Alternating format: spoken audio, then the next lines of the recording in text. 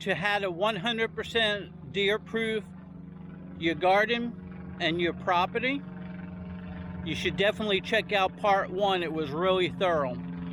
But anyway, I talked about putting these fences around each individual fruit tree that I plant.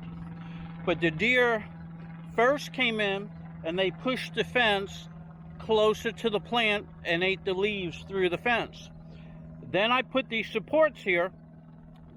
That way they cannot push the fence no more, but they were still putting their heads through here and eating some leaves. So now, if you can see, I put some bird netting or deer netting right here around each one of them. So now they can't even stick their heads in there to chomp away at the leaves. So let me show you the other ones that I done down here. Okay, so I did the same thing with this loquat tree. As you can see, I put bird netting or deer netting.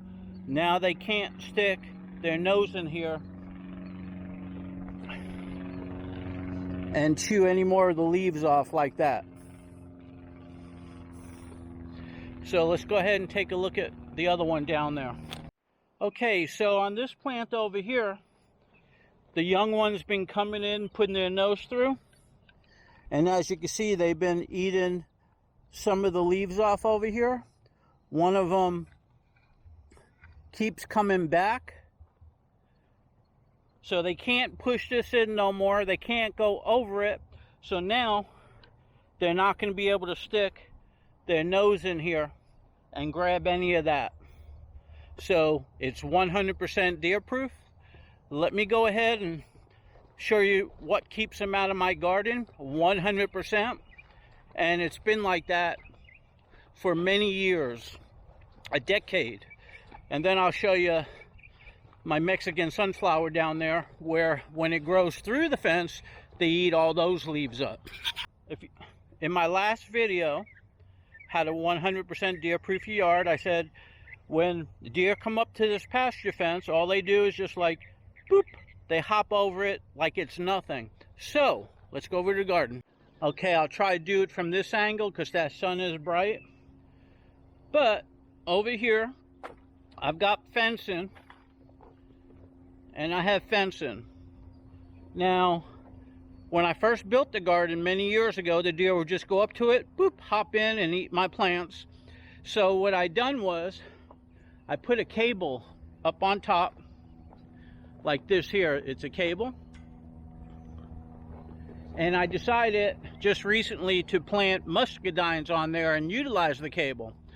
But when the deer see that cable, 100%, I guarantee it, they do not jump over.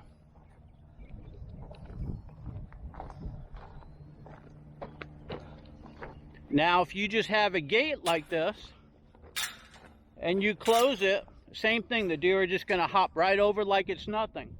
But if you put a cable up over it, and I put a cable all the way down and around my hugelculture area, see that cable up on top?